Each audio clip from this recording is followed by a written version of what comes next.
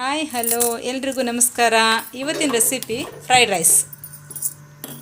First ಒಂದು PAN ತೊಗೊಳ್ಳೋಣ, ಅದರಲ್ಲಿ ಸ್ವಲ್ಪ ಎಣ್ಣೆ ಹಾಕೋಣ, ಆಮೇಲೆ ಈರುಳ್ಳಿ ಹಾಕಿ ಫ್ರೈ ಮಾಡೋಣ. ಅದು ಸ್ವಲ್ಪ ಕಂದು ಬಣ್ಣ ಬಂದಮೇಲೆ ಹಸಿಮೆಣಸಿನ್ಕಾಯಿ ಹಾಕೋಣ, ಶುಂಠಿ ಬೆಳ್ಳುಳ್ಳಿ ಪೇಸ್ಟ್ ಸ್ವಲ್ಪ ಹಾಕೋಣ. ಅದು ಫ್ರೈ ಆದಮೇಲೆ ಸ್ವಲ್ಪ ಕ್ಯಾರೆಟು, ಸ್ವಲ್ಪ ಬಟಾಣಿ ಹಾಕೋಣ. ಎರಡು ಫ್ರೈ ಆದಮೇಲೆ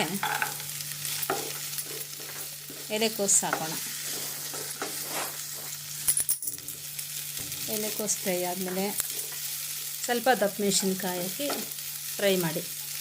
ರುಚಿಗೆ ತಕ್ಕಷ್ಟು ಉಪ್ಪು, ಗರಂ ಮಸಾಲ, ಪೆಪ್ಪರ್ ಪೌಡ್ರು ಹಾಕಿ ಫ್ರೈ ಮಾಡಿಕೊಂಡು ಅನ್ನ ಹಾಕಿಬಿಟ್ಟು ಚೆನ್ನಾಗಿ ಮಿಕ್ಸ್ ಕೊಟ್ಟರೆ ಫ್ರೈಡ್ ರೈಸ್ ರೆಡಿಯಾಗಿದೆ. ಇದನ್ನು ಟೊಮೊಟೊ ಸಾಸ್ ಹಾಕ್ಕೊಂಡು ತಿಂದರೆ ಇನ್ನೂ ಚೆನ್ನಾಗಿರುತ್ತೆ. ಬೆಳಗ್ಗೆ ಹೊತ್ತು ಲಂಚ್ ಬಾಕ್ಸ್ಗೆ ತುಂಬ ಬೇಗ ಆಗುತ್ತೆ ಮಕ್ಕಳಿಗೆ.